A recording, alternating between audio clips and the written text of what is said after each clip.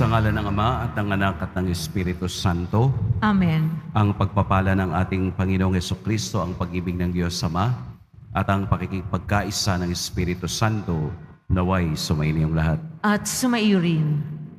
Mga kapatid, aminin natin ang ating mga kasalanan upang tayo maging marapat gumanap sa banal na pagdiriwang. Tayo pong lahat, inaamin ko sa makapangyarihang Diyos At sa inyo, mga kapatid, na lubha akong nagkasala sa isip, sa salita at sa gawa, at sa aking pagkukulang. Kaya'y sinasamo ko sa mahal na Birheng Maria, sa lahat ng mga anghel at mga banal, at sa inyo, mga kapatid, na ako'y ipanalangin sa Panginoong ating Diyos. Kaawaan tayo ng makapangyarihang Diyos, patawarin tayo sa ating mga kasalanan, at patnubayan tayo sa buhay na walang hanggan. Amen. Panginoon, kaawaan mo kami. Panginoon, kaawaan mo kami. Kristo, kaawaan mo kami. Kristo, kaawaan mo kami. Panginoon, kaawaan mo kami. Panginoon, kaawaan mo kami. Manalangin tayo. Ama naming makapangyarihan, ang iyo nawang kagandahang loob ay manguna at sumubaybay sa aming pamumuhay ngayon at araw-araw upang kami itaguyod sa paninindigang gumawa ng kabutihan sa pamamagitan ni Hesukristo kasama ng Espiritu Santo magpa sa walang hanggan. Amen. Magsiupuan lahat. Ang simula ng sulat ni Apostol San Pablo sa mga taga-Roma. Mula kay Pablo, na alipin ni Kristo Jesus, tinawag upang maging apostol at hinirang upang mangaral ng mabuting balita ng Diyos. Sa inyong lahat na minamahal ng Diyos, na nangarian sa Roma, na tinawag upang maging mga banal. Sumainyo nawa ang pagpapala at kapayapaan mula sa Diyos na ating Ama at sa Panginoong Hesukristo. Ang mabuting balitang ito na ipinangako niya noon pang una sa pamamagitan ng mga propeta at nasasaad sa mga banal na kasulatan ay tungkol sa kanyang anak, ang ating Panginoong Hesukristo. Sa kanyang pagiging tao, siya'y ipinanganak mula sa lipi ni David at sa likas na kabanalan ng kanyang espiritu, ipinahayag siyang anak ng Diyos sa pamamagitan ng makapangyarihang gawa, ang kanyang muling pagkabuhay.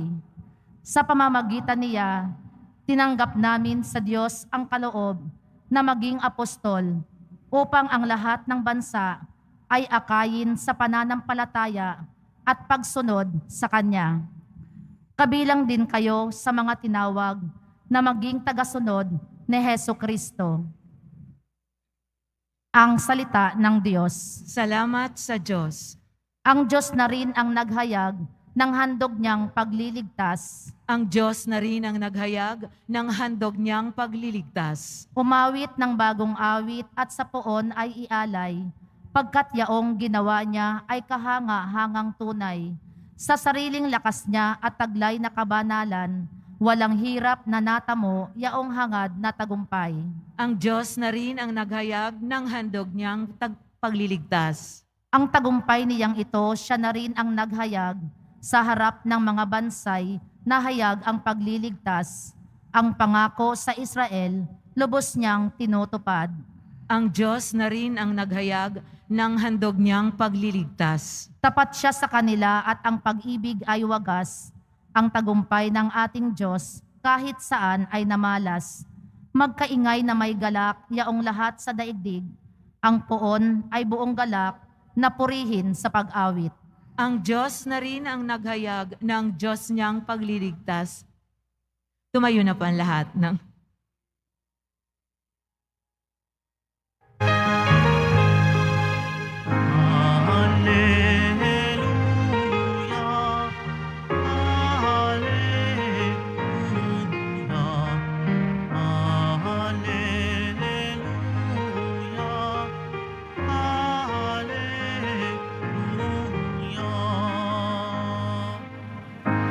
Dinggin ninyong lahat ngayon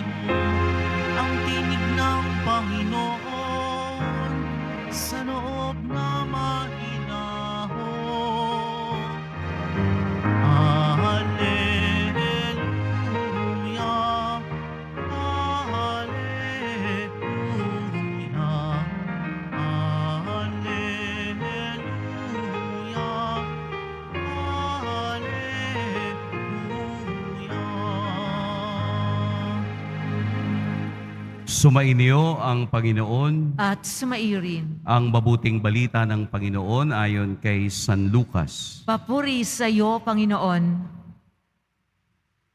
Noong panahong iyon, samantalang dumaragsa ang mga tao, sinabi ni Jesus, "Napakasama ng lahing ito. Naghahanap sila ng palatandaan mula sa langit, subalit walang ipapakita sa kanila maliban sa palatandaang inilalarawan ng nangyari kay Honas. Kung paanong naging isang palatandaan si Honas sa mga taga-Ninibe, gayon din naman magiging isang palatandaan sa lahing ito ang anak ng tao.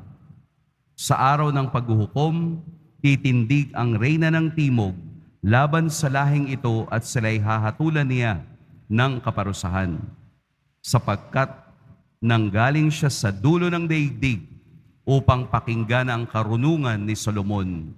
Ngunit nadihamak kay Solomon ang naririto. Sa araw ng paghuhukom ay titindig ang mga taga-Ninive laban sa lahing ito at hahatulan ng kaparusahan, sapagkat nagsisisi sila dahil sa pangangaral ni Honas, ngunit higit na dihamak kay Honas ang naririto." Mga kapatid, ang mabuting balita ng Panginoon. Pinupuri ka namin, Panginoong Heso Kristo. Magsiupo muna po ang lahat. Magandang umaga po sa lahat. Ang ebanghelyo ngayong araw ay pagpapakita ng isang palatandaan na ang mga taong nakasaksi sa kapangyarihan ni Jesus nang siya'y nagpapakita ng mga himala ay naghahanap pa rin ng palatandaan. Palatandaang hinahanap nila na sana ang taong ito ay tunay na propeta at sugo ng Diyos. Kaya gayon na lamang ang sinabi ni Jesus na medyo mabigat. Napakasama ng lahing ito. Medyo mabigat po yon. Yung sabihan kayo ng napakasama ng lahing ito ay disbelief. Yun bang nasa harapan na ninyo, nakikita na ninyo, nararanasan na ninyo, pero naghahanap pa rin kayo ng tanda. Yun bang ang tunay na grasya, biyaya, pagpapatawad, lakas na pwede nang ibigay ng Diyos ng 100%, mayroon pang pagdududa. Mayroon pang pagtatanong. Kaya gumamit si Jesus ng dalawang kasaysayan.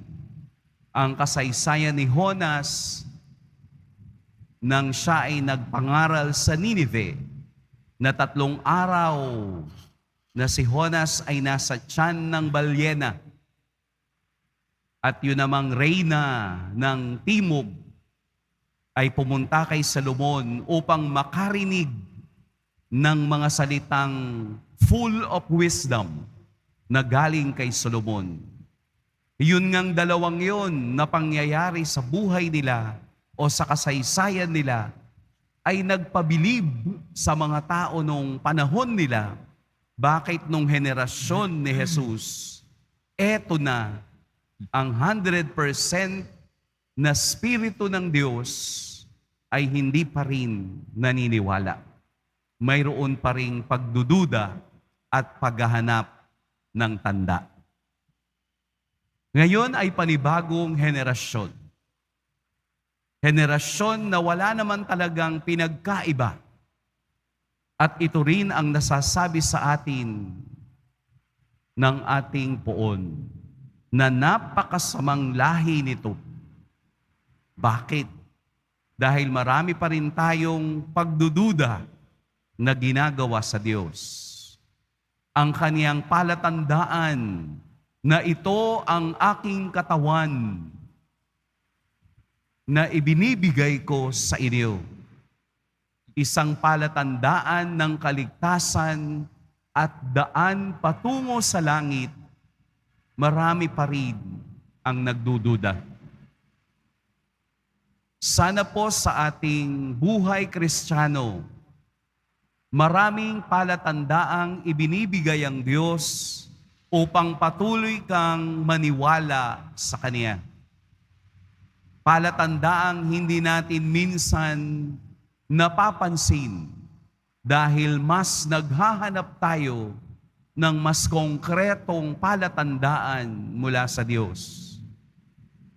Pero kung hindi bukas ang ating puso at isip, katulad ng henerasyong sinasabi ni Jesus, kahit kailanman hindi natin mauunawaan at mababasa ang palatandaang ibinibigay ng Diyos. Dito po sa isang barangay o isang lugar sa Batangas, kung kayo ay mapapasyal, meron doong isang kalsada na ang lahat ng mga bahay ay may mga nalagay na karatula kung kayo po ay taga Batangas. Yung karatula na yon ay may mga nakalagay kung ano ang natapos ng mga taong nakatira doon. Dito sa isang bahay, makikita mo may 4 na karatula. Sa 2, 3, 4. Engineer, doctor, teacher, seaman. Ayan. Ang gandang tingnan. Yun bang tanda na ang mga taong nakatira dito ay successful sa kanilang buhay?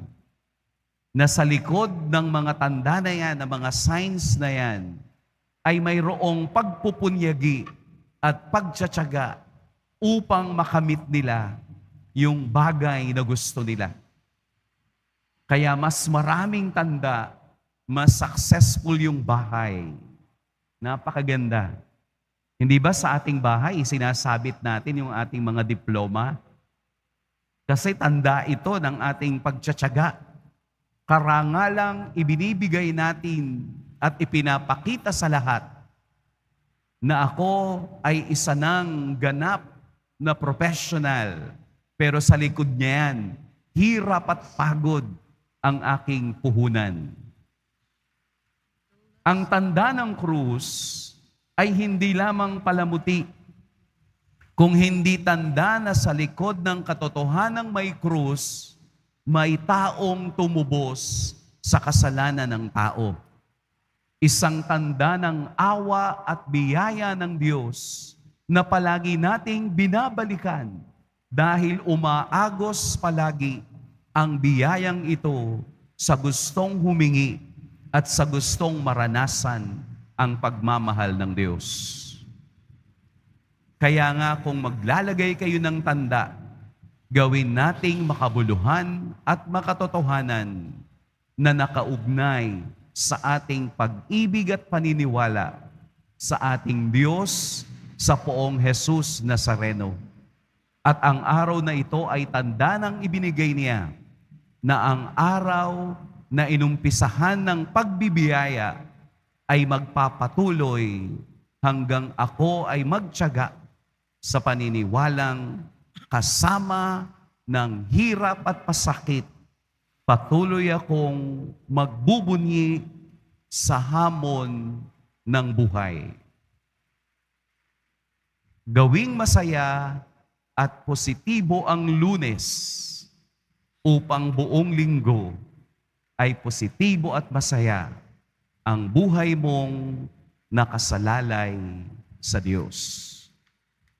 Pagpalain tayo ng poong may kapal. Tumayo po ang lahat.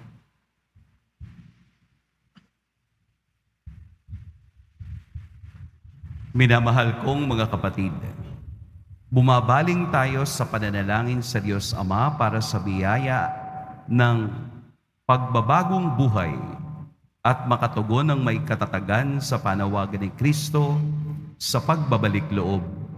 Diyos ng mga simbolo at mga himala, basbasan mo kami. Diyos ng mga simbolo at mga himala, basbasan mo kami.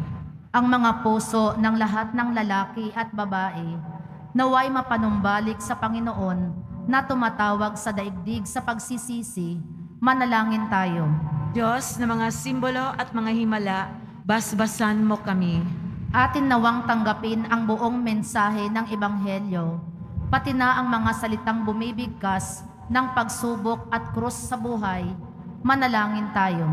Diyos ng mga simbolo at mga himala, basbasan mo kami. Katulad ng mga mamamayan ng Nineveh, naway itakwil natin ang mga masamang pamumuhay at bumaling tayo sa Diyos ng buong pagpapakumbaba at nagsisising espiritu, manalangin tayo. Diyos ng mga simbolo at mga himala, basbasan mo kami. Ang mga may sakit at matatanda, naway makatagpo ng kasiguruhan at pagmamahal mula sa mga nag-aaruga sa kanila, manalangin tayo. Diyos ng mga simbolo at mga himala, basbasan mo kami. Ang mga yumao, naway tumanggap ng kapayapaan at kaligayahan sa kaharian ng Diyos, manalangin tayo. Diyos ng mga simbolo at mga himala, basbasan mo kami. Ama ng lahat, ibinigay mo sa amin ang tanda ni Jonas upang pangunahang ipahayag ang pagdating ng iyong anak. Mula sa walang hanggan, niloob mo ang kaniyang muling pagkabuhay. Isama mo nawa kami sa kaniya sa magpakailanman. Hinihiling namin ito sa pamamagitan ni Kristong aming Panginoon. Amen. Magsiupo ang lahat.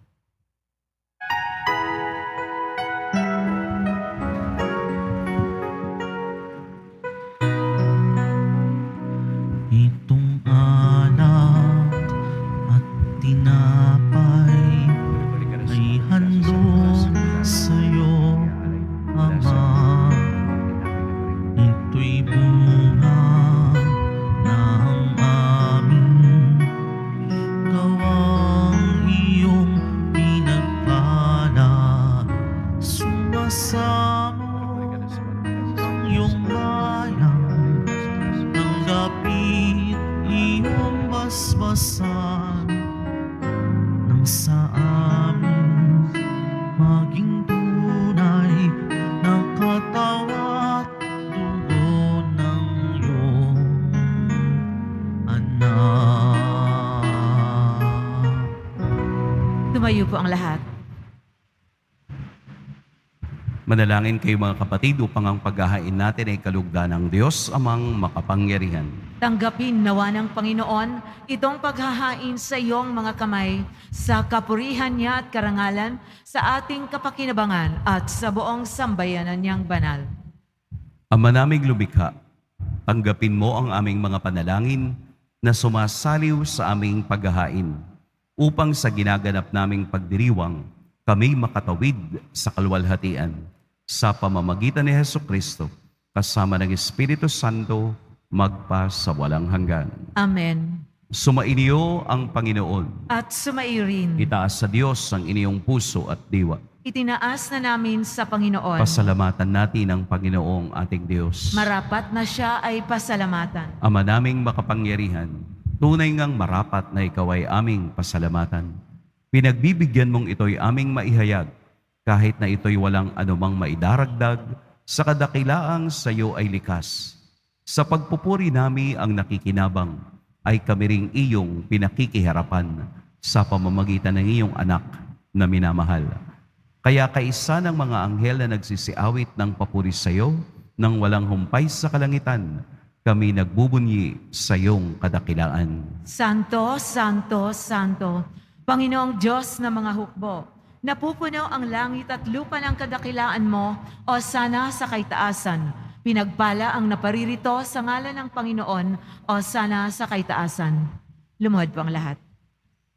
Ama naming banal, ikaw ang bukal ng tanang kabanalan. Kaya't sa pamamagitan ng iyong Espiritu, gawin mong banal ang kaloob na ito upang para sa amin maging katawan at dugo ng aming Panginoong Hesukristo. Bago niya pinagtiis ang kusang loob na maging handog, hinawakan niya ang tinapay, pinasalamatan kaniya, pinaghati-hati niya iyon, Iniabot sa kaniyang mga alagad at sinabi, "Tanggapin ninyong lahat ito at kanin. Ito ang aking katawan na ihahandog para sa inyo."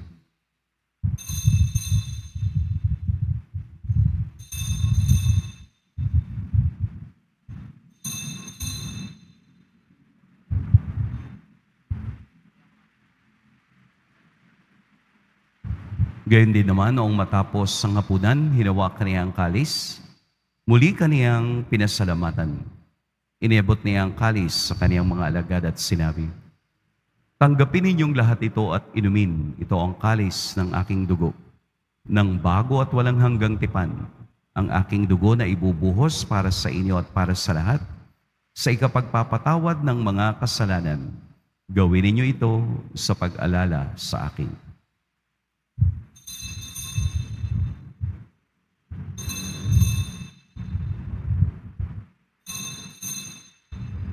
Tumayo po ang lahat. Ipagbunyi natin ang misteryo ng pananampalataya. Si Kristo ay namatay, si Kristo ay nabuhay, si Kristo ay babalik sa wakas ng panahon. Ama, ginagawa namin ngayon ang pag-alala sa pagkamatay at muling pagkabuhay ng iyong anak. Kaya't iniaalay namin sa iyo ang tinapay na nagbibigay buhay at ang kalis na nagkakaloob ng kaligtasan. Kami nagpapasalamat dahil kami iyong minarapat na tumayo sa harap mo para maglingkod sa iyo.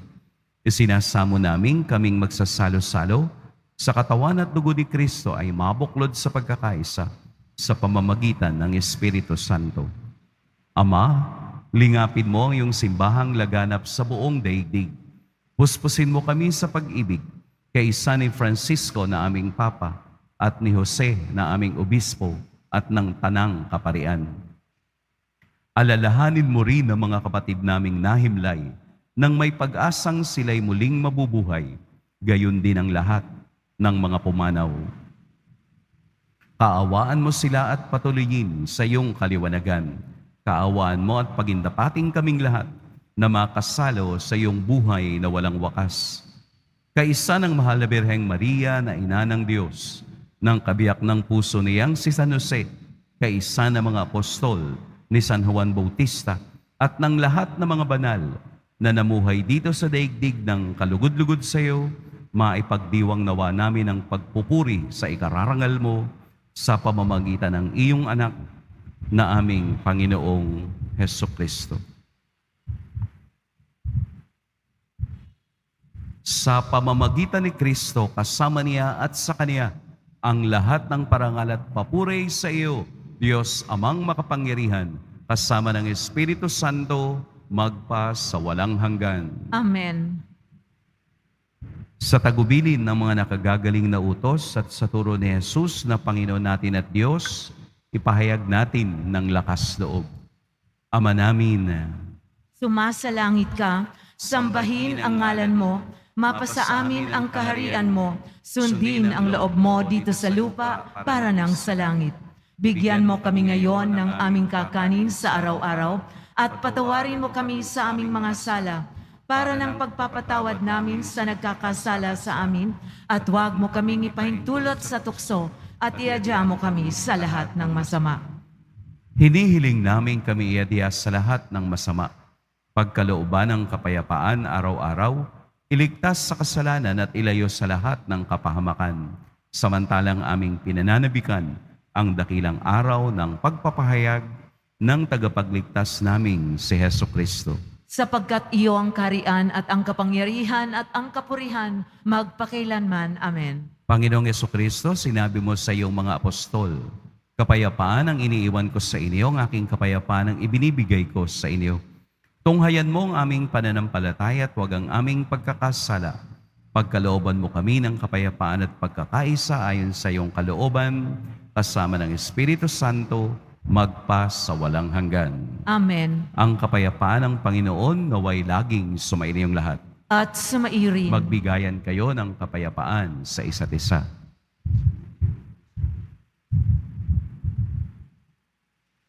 Kordero ng Diyos na nag-aalis ng mga kasalanan ng sanlibutan, maawa ka sa amin. Kordero ng Diyos na nag-aalis ng mga kasalanan ng sanlibutan, Maawa ka sa amin. Kordero ng Diyos na nag-aalis ng mga kasalanan ng sanlibutan, ipagkaloob mo sa amin ang kapayapaan. Lumuhod ang lahat. Ito ang kordero ng Diyos. Ito ang nag-aalis ng kasalanan ng sanlibutan. Mapalad ang mga inaanyayahan sa kaniyang piging. Panginoon, hindi ako karapat-dapat na magpatuloy sa iyo, ngunit sa isang salita mo lamang ay gagaling na ako.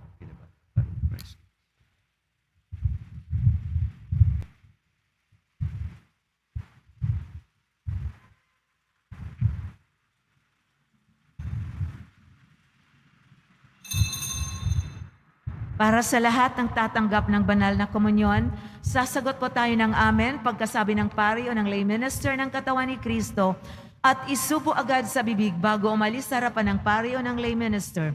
Sumunod po tayo. Maraming salamat po.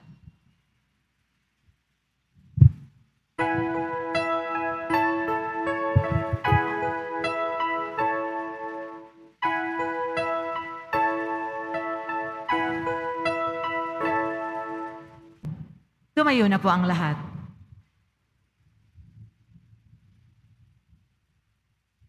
Manalangin tayo.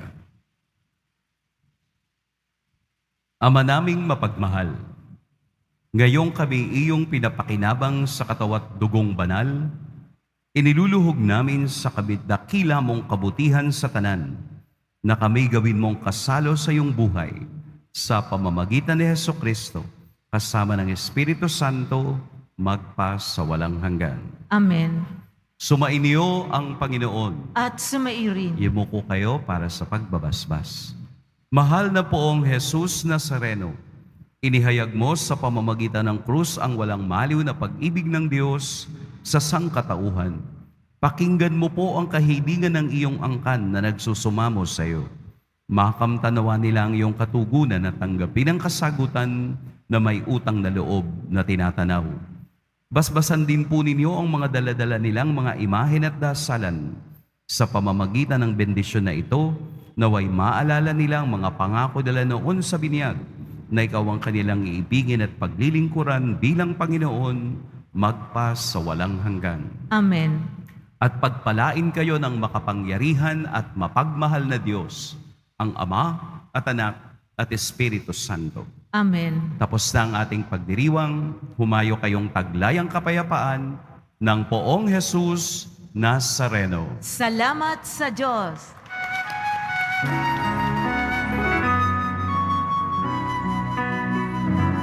Nuestro Padre Jesus Nazareno, sinasamba ka namin, pinipintuho ka namin, aral mo ang aming buhay at kaligtasan. Nuestro Padre Jesus Nazareno, iligtas mo kami sa kasalanan. Ang krus mong kinamatayan ay sagisag ng aming kaligtasan. Nuestro Padre Jesus Nazareno, dinarangal ka namin. Nuestro Padre Jesus Nazareno, niluwalhati ka namin. Nuestro Padre Jesus Nazareno, dinarangal ka namin. Nuestro Padre Jesus Nazareno, nilulwalhati